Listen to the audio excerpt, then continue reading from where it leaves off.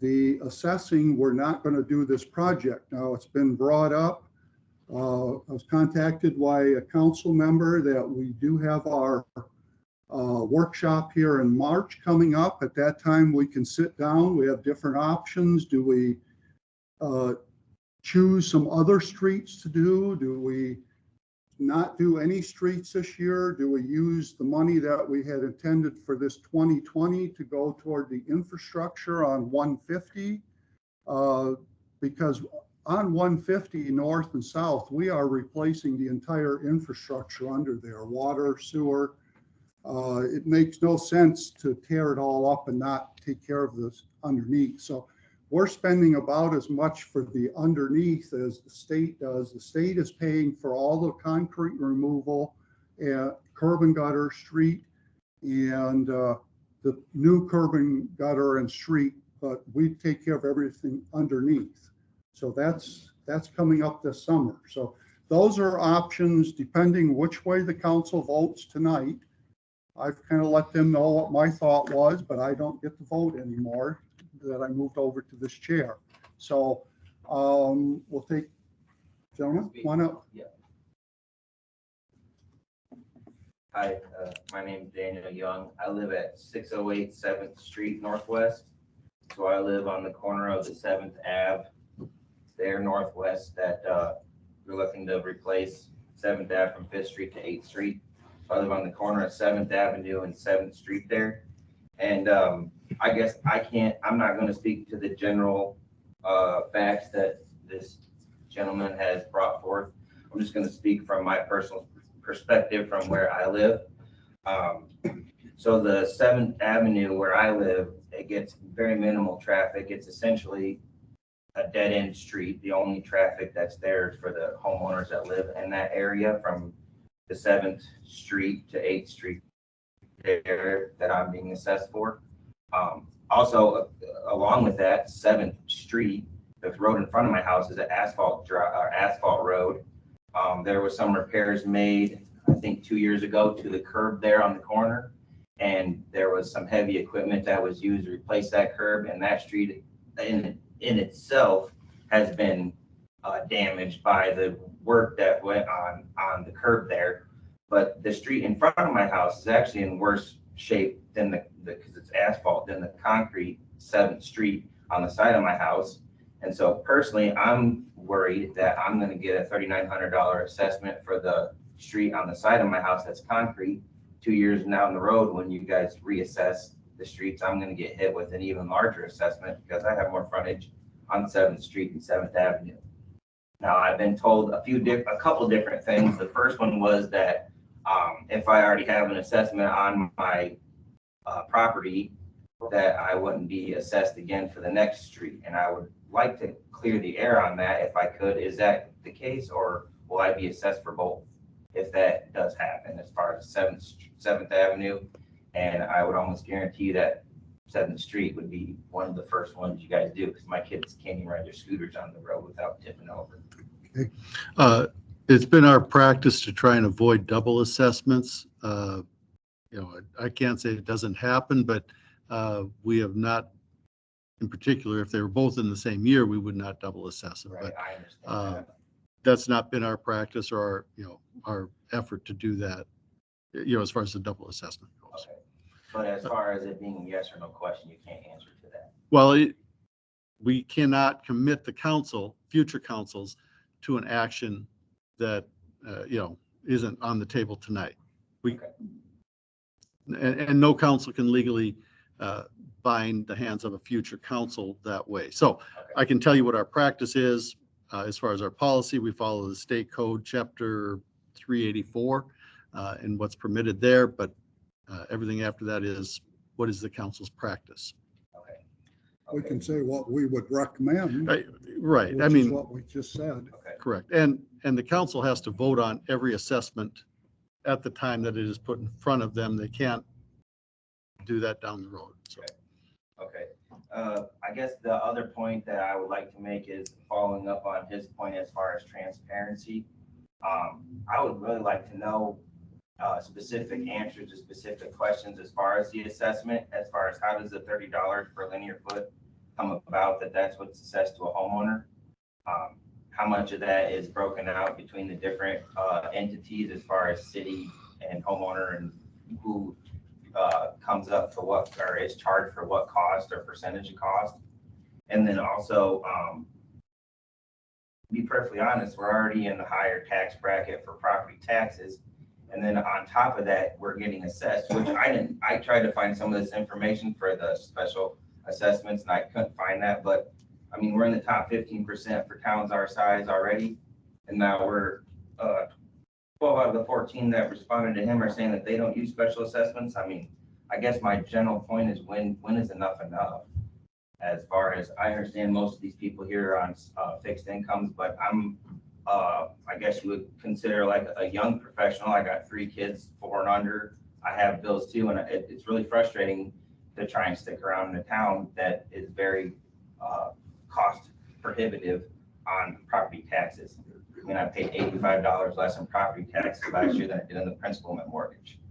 So it's frustrating, and I would just like for specific questions to have specific answers from the people in charge, and that should be. Well, thank you. Thank you. Thank you. Calvin? I can tell you that $30 a linear foot was a number that was assessed. It is not the full cost. It is a portion of the cost. Depending on the type of the street project will define the percentage of the project itself. But the $30 a linear foot is just an attempt to share the cost with the property owners that are benefiting from the special assessment. There's no magic to it. You can, I guess, agree or disagree with the number, but it is a portion of the cost of a street project. And it ties back into anticipated costs for curb, gutter, street repair, rehab, whatever the case might be. We have not in the last 6 years changed that number. It has been consistent at the $30 a foot, again, for the last 6 years. So, Yeah, when we first started our 5-year program, when we set assessing, we decided that we needed some kind of a number, and we asked the engineers, and the city council sat down and determined that this would be a number that would probably be a fair number. I do not believe I've heard people claim they're paying 50% of the project, and I don't believe that would be the case. and again, I won't go into percentages because it depends on the type of work that's being done. You know, full construction is obviously much more expensive than a mill and overlay, or even a crack and seat with an overlay. So, John? I think anytime we have a problem, people who are creative can come up with solutions that'll keep everybody happy. Now, I can understand where you don't want to say, this is the way it's going to be for every council for time on. I understand that. But on the flip side of it is, it would be very nice for property owners to know that every council that comes in, every new council that's constituted isn't going to move the goalposts. Because we know that in the past, this is the way things have been, but that doesn't, the next time around, the whole road construction might be on the property owner. Because there's no state law that says this is the way it will be. It's home rule, right? we are governed by home rule, and I appreciate that, Mr. Nenning, but I have to point out that it would be irresponsible of the council to violate state law that says that they cannot obligate future councils to, they can't set a policy today that's going to obligate future councils. It's a matter of the structure of government that we are blessed with.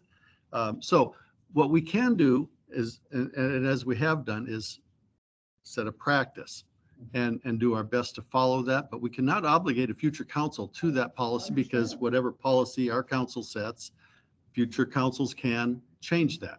I'm in full agreement with that. I'm in full agreement with, you cannot go against state law. I'm full agreement with that.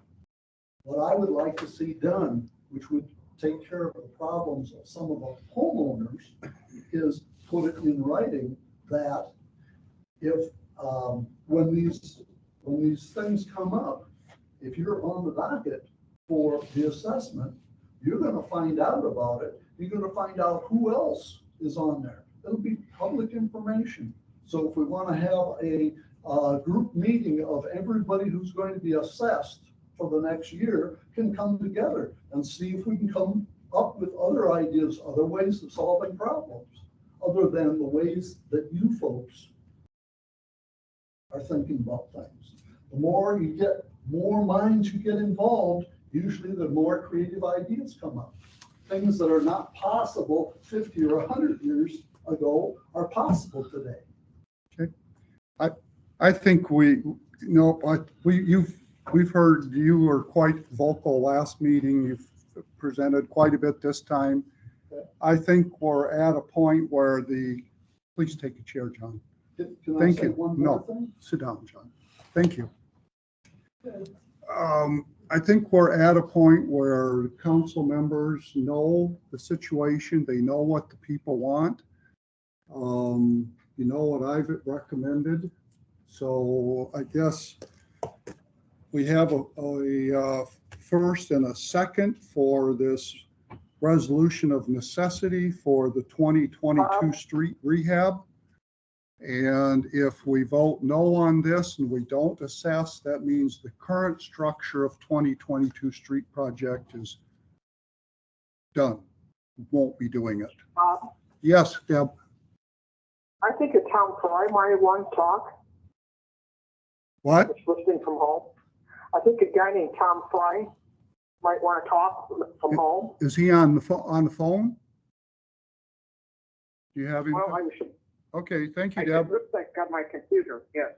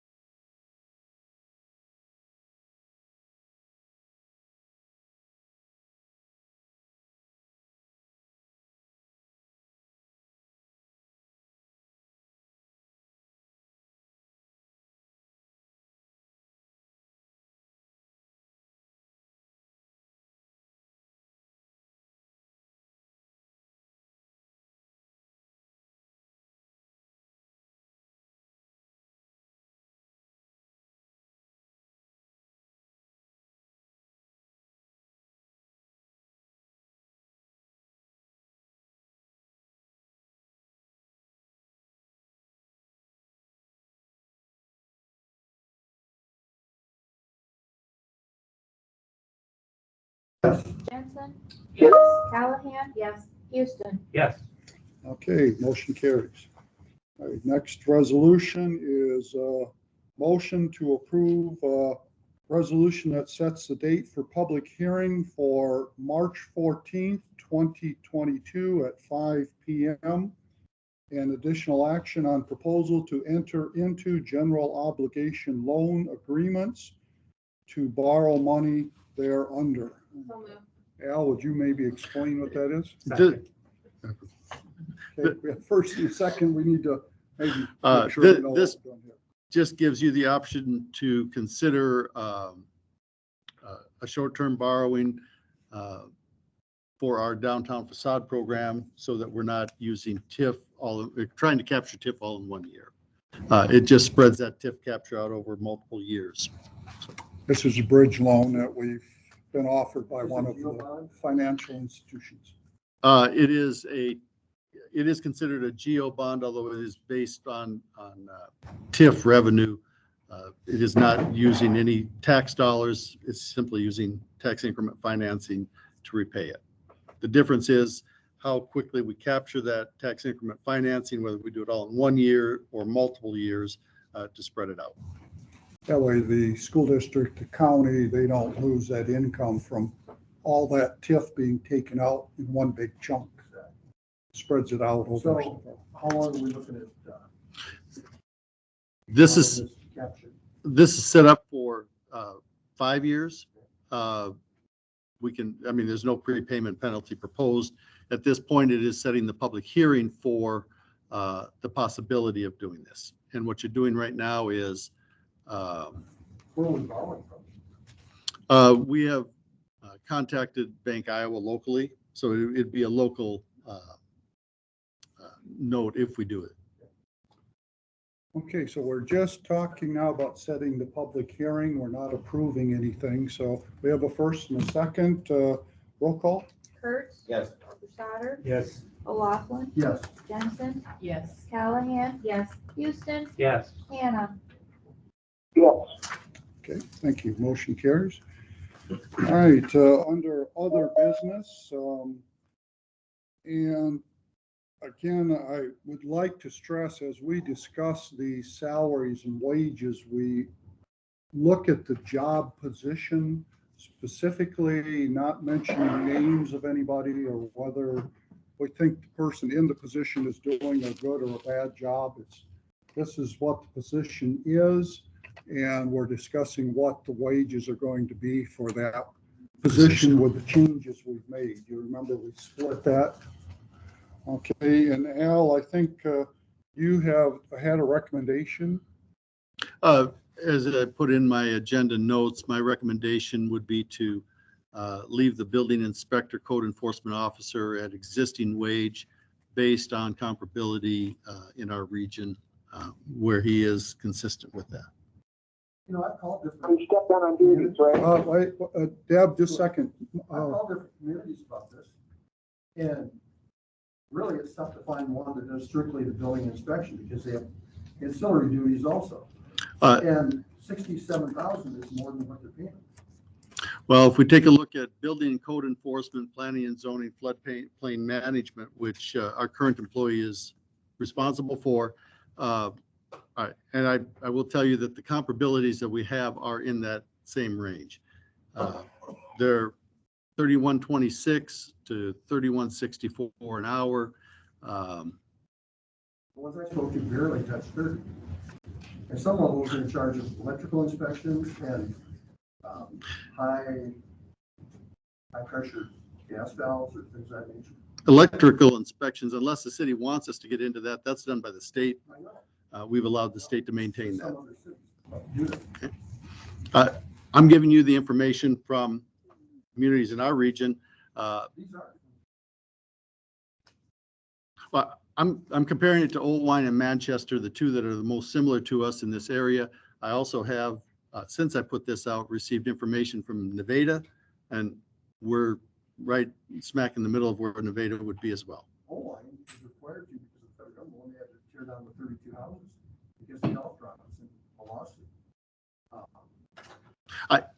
I can tell you what the information is that I got straight from these communities. I can only put the information out there.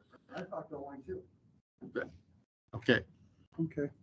I guess one of the other factors that need to be brought up, and I just went through this when I had the meeting with the assessors committee last week.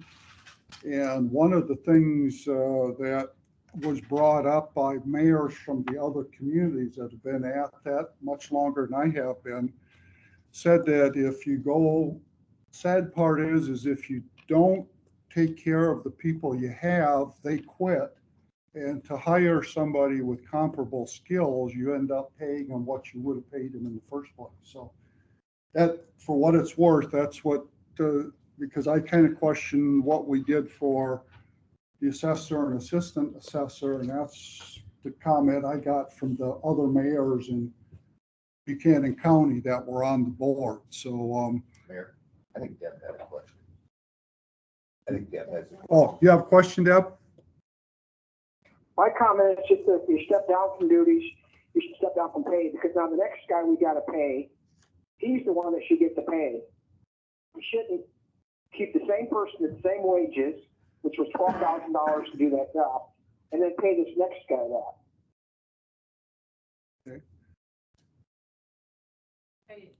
Follow that. Did somebody- Deb, do you want to explain that? I'm not sure I understood that either. Okay, to be a street department, when he took that position, he got a $12,000 a year raise. Now he's gonna step down from the street department, but you guys seem to still wanna give him the $12,000. Okay, then we gotta hire somebody new or tack on some jobs to somebody else, and they're the ones that should get the money, but not both.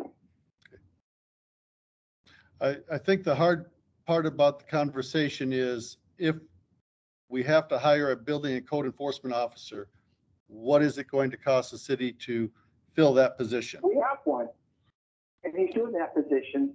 But the street department was the $12,000 bonus. If he's not doing that, take $12,000 away, give it to the next guy that's gonna do it. And then what do we, if we lose our building and code enforcement officer, what do we pay somebody to bring him in if the market is at 65 to 67? I guess we go that route. What is it, is it a threat? If I don't get It's- $12,000, I'm gonna quit? No, it's not a threat. I'm just asking what it would take if we have to fill that position. Just strictly at face value, what does it take to fill that position? If we made a commitment to be competitive in our wages in other places, that's what it would take to be competitive. We would probably post that position for the pay of less than $12,000 if that's what they were doing. And comparable pay in Oh. other communities is, Well, according to Old Wine, it's 31.26, and in Manchester, it's 31.64. Is that Nevada- based on a 40-hour week then? It's based on a 40-hour Any week. job I ever had, if you were gonna step down from duties, you'd be stepping down from a wage. You wouldn't continue to get the same wage for doing less. Hey, Brian? Do we can change, My opinion. Hey, thank you, Deb.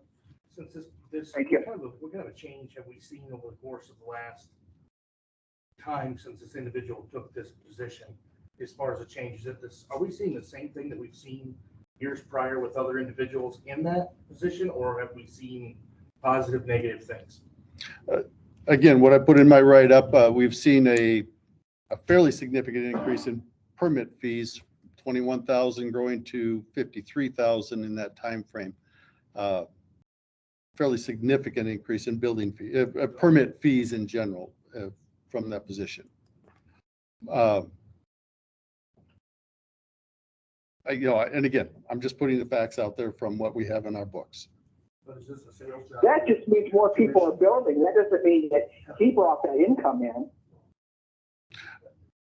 I can't attribute that one way or the other, Deb, and I'm not trying to. I'm just showing you what the increase is over the last 3 years that we have had this as a standalone position as opposed to merged with another department. I would, this Bob, Deb, I would say though that one of the correlations with this would be as if the permit dollar amount went up, his number of hours doing inspections and follow-ups would have a correlation to that, there's more work because there's more permits. And in the past, we have one of our code enforcement people back there, and I think he can say that's not the most pleasant job in the world. He didn't mind giving that job up. So I think we've had over the last couple of years, not just the current individual, but our code enforcement has stepped up the game on cleaning up things around town too. So I think those are the things we look at, that when you have a person that appears to be doing, John? I would have to admit that since our current enforcement officer, code enforcement, whatever we want to call this, building inspector, took that original position, he took it to a whole new level. And we saw a lot of improvement. Not to take anything away from Officer Lau, but he was trying to do double duty on his job too. And I think it was a huge improvement in that position. I do feel that maybe he overstretched himself when he took on the street department job. And I understand completely what his concerns are about getting the job done properly and his own mental state. I think we should entertain that. I do feel that there should be some sort of salary adjustment downward if he does give up the street department responsibility. I'm not saying you take everything that he was given before away, but there should be some sort of adjustment because you cannot set that kind of precedent with other employees. And coming from private industry, you never see that happen, ever. You give up part of your job, you give up part of your pay. What dollar figure are you thinking? I have no idea. Maybe half, I don't know. I think it's something we need to really put some thought into. I don't think we can just make a knee-jerk reaction here. I think we should put this off for I would more like to discuss it at a workshop workshop. and really do some more research on it. I agree. Using some of those numbers that we talked about and looking at. Okay. I think we're falling in the middle. Nothing against the individual. He's doing a terrific job. I think he's done a great job with both roles. Oh, But I understand he's got some personal issues that he needs to work through and we need to help him. Okay, so we just move on and we'll bring this up at our workshop in first Monday in March. I'd just ask for a motion to table this to the next meeting, and that would be after the Second. work session. Okay, first and second, do we need a roll call on that?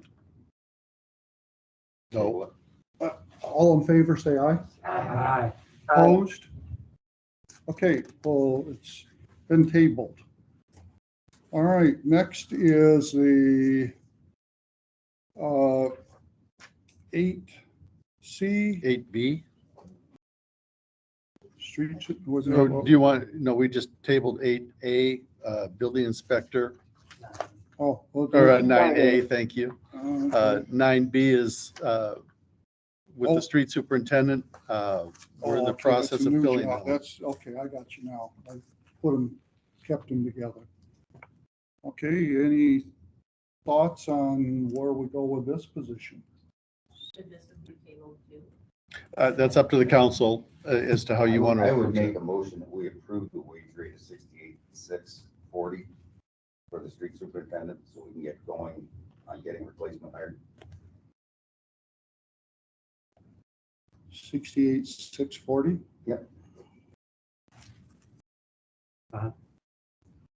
Is now the time to ask where we're at as far as hiring a street superintendent? Well, I think We should need have a to- second on this need a first. second. I'll make a second on Okay, a that. second. Okay, Tom, what's your question? Is now the time to ask where we're at in the process of hiring the street superintendent? Absolutely. We have posted the position as required by, the state. We've gone through that process. We have 2 applicants, and we're having interviews on Thursday. How much of a wage increase would that be for them? Dollar amount.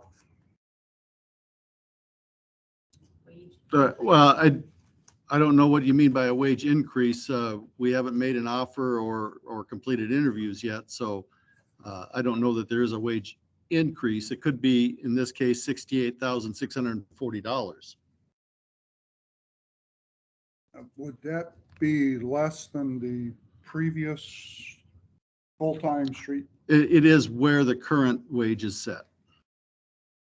But I mean, went from a full-time to. It would be less than the previous full-time street superintendent Okay, was that's at. what I was asking. I mean, Yeah, so I guess we're in new territory, Deb. the only thing that went into the 68,640 is comparability. I didn't use anything else other than our Esterville wage study and the information that we had available to us and kind of where we've been at. This would be comparable to the wage that the utility superintendent is at prior to wage increases. So they were kind of in the same boat at the time, so it would be still at that same range. But if we move somebody up to that position, shouldn't we know, are we gonna give them a $10,000 raise or $20,000 year raise? We don't know who the individual is, Deb.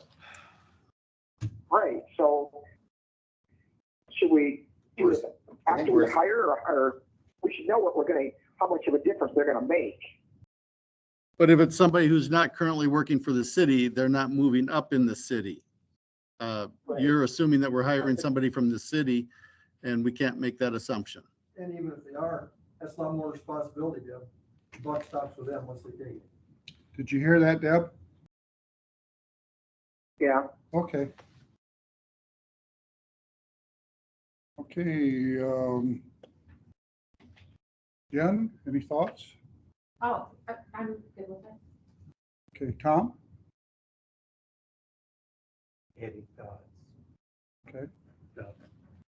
Okay, Catherine? I'm fine with it. I wasn't following all of what was being discussed there, but I think I'm kind of getting it now. That it would be what we would offer to anyone who would apply for the job, not just maybe somebody who currently works for us that's asking for a step up. Correct. Mike? Okay, Brian? Yeah. John? Okay, we have a first and a second. Oh, Deb? Last chance. I'm ready to vote. Okay. Need a roll call on this? O'Laughlin, Yes. Jensen, Yes. Callahan, Yes. Houston, Yes. Hannah, Yes, Kurtz, Yes. Crusader. Yes. Okay, so the motion carries that the rate of pay for the new street superintendent would be $68,640. Okay. All right, moving on now, I guess, to C. Motion to approve the amended development agreement with Dominic Spargrove. Do you want me to explain that? This is the Catalyst grant that we had approved about 18 months ago with Dominic Spargrove on the Hardick building, or the Lightsey building, home of Hardick Drug, and Upstairs apartments. second story.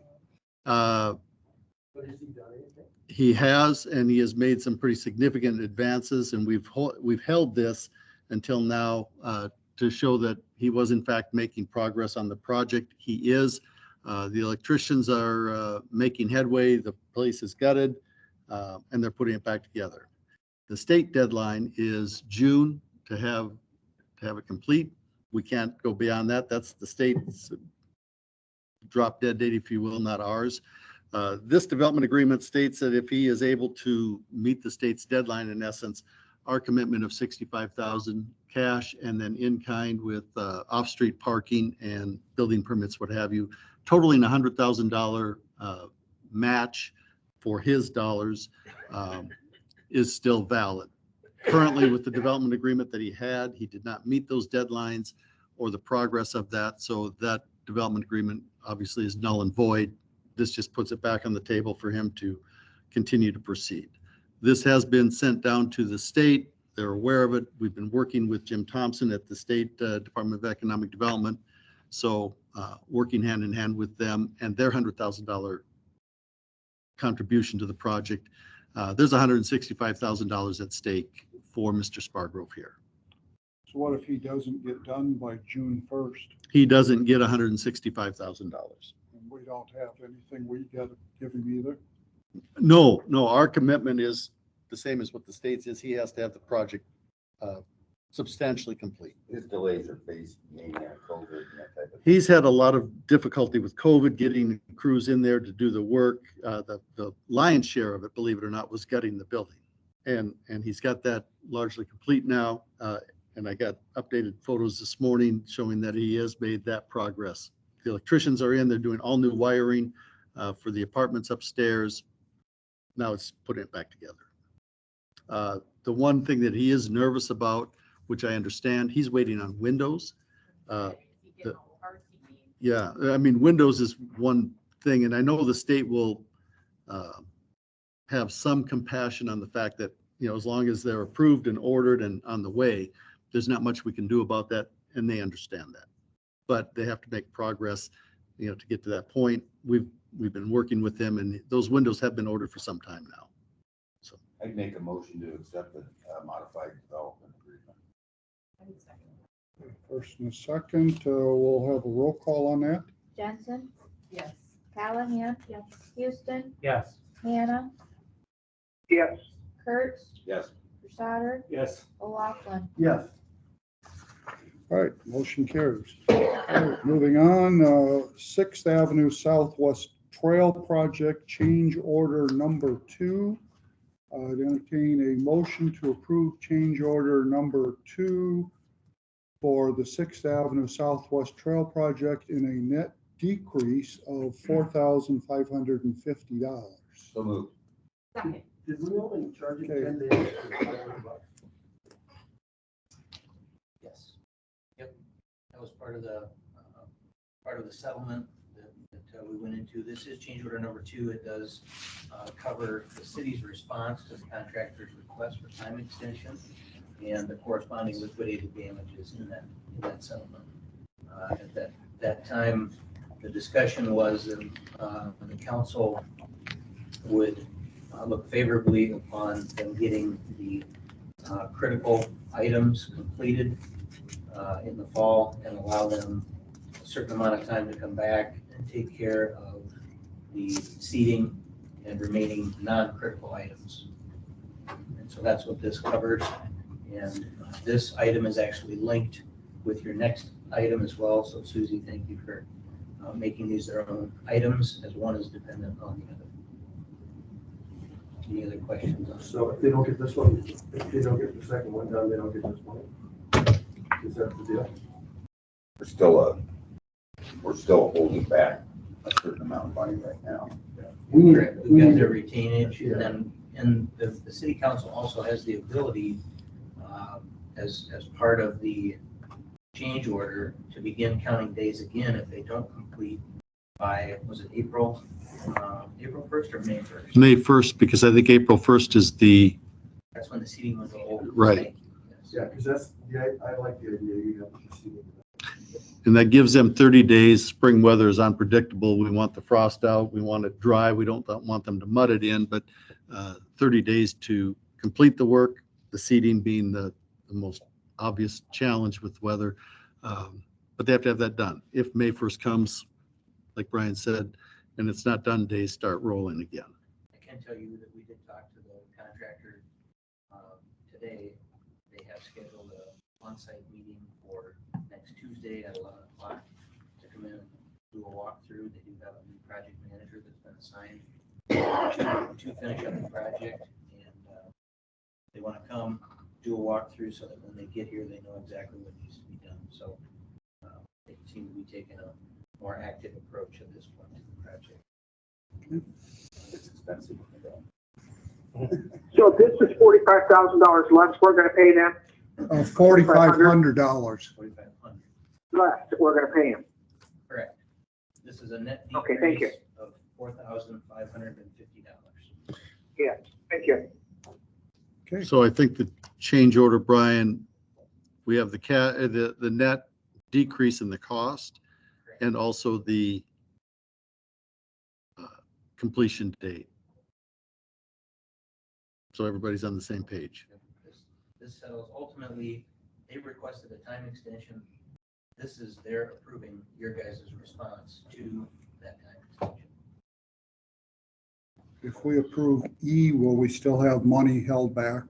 Yes, sir. 5% of the contract is retained on it. Yes. Okay. Let's have a roll call on letter D. Callahan? Yes. Houston? Yes. Hannah? Yes, Kurtz? Yes. Crusader? Yes. O'Laughlin? Yes. Jensen? Yes.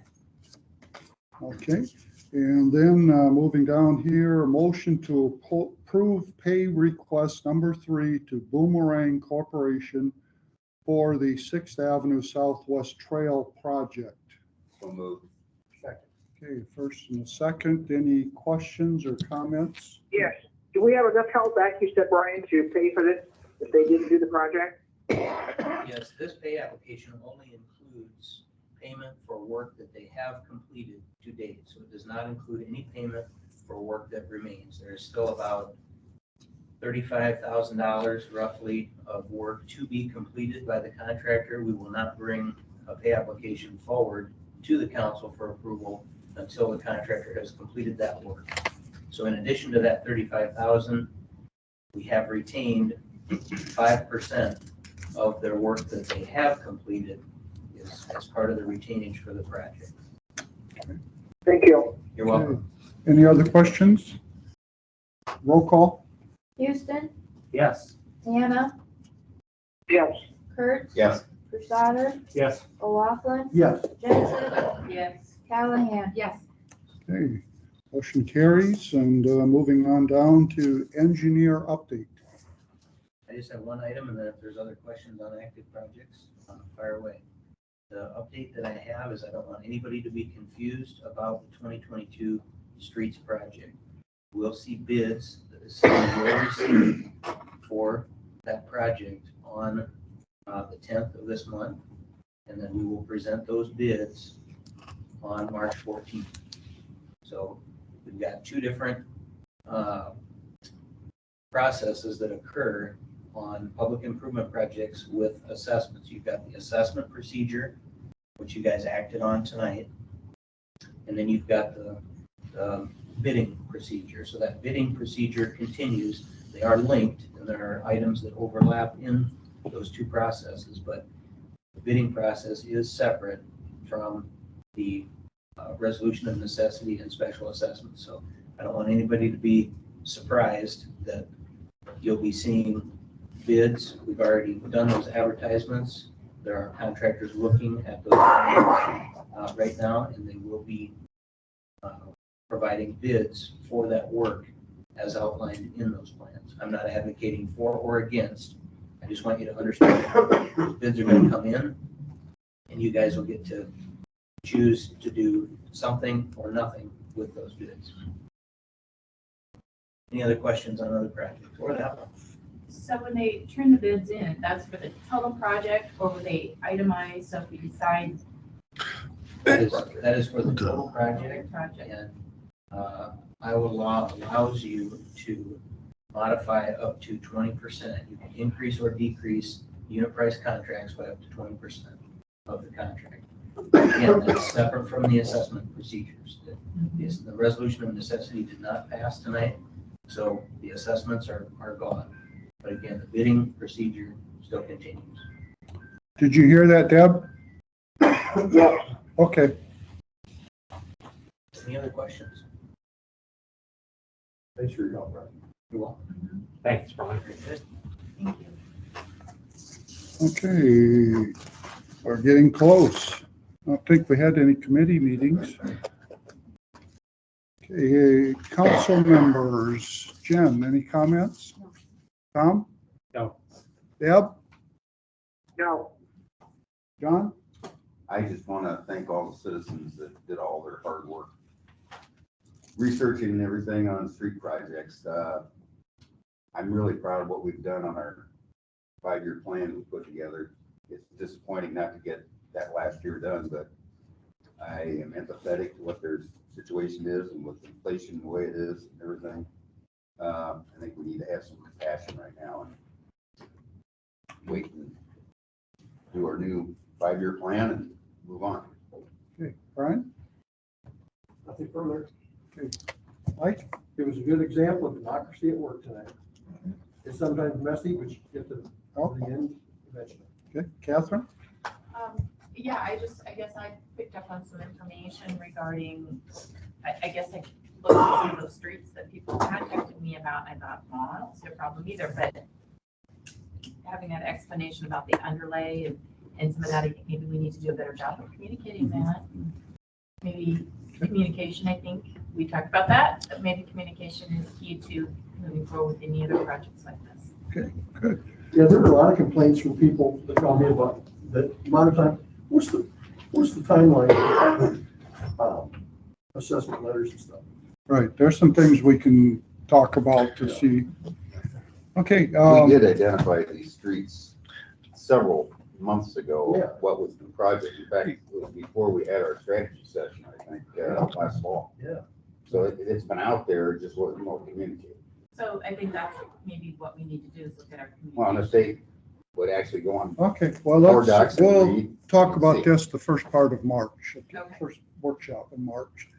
Okay, Al? Just remind you that the chamber banquet is coming up. We have 8 seats at the table. If you want to participate in the chamber banquet, I have 3 people signed up currently. So if you're interested in attending, please let me know.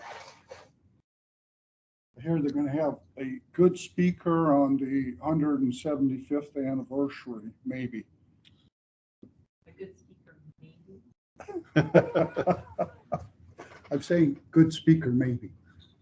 Rufus Clark. No, they asked me if I would talk about the 175th, so not guaranteeing it would be a good speaker. You can't speak on all those years, can you? I can come close. I can come close. Allerton was a friend of mine. Okay, with that, I didn't want to leave you out, Susan. No, I have nothing tonight. Okay, Brian? No? John, you're the fire department. Nothing? Okay, with that, I would entertain a motion to adjourn. So moved. Okay, Second. all those in favor? Aye. We're gone. All right.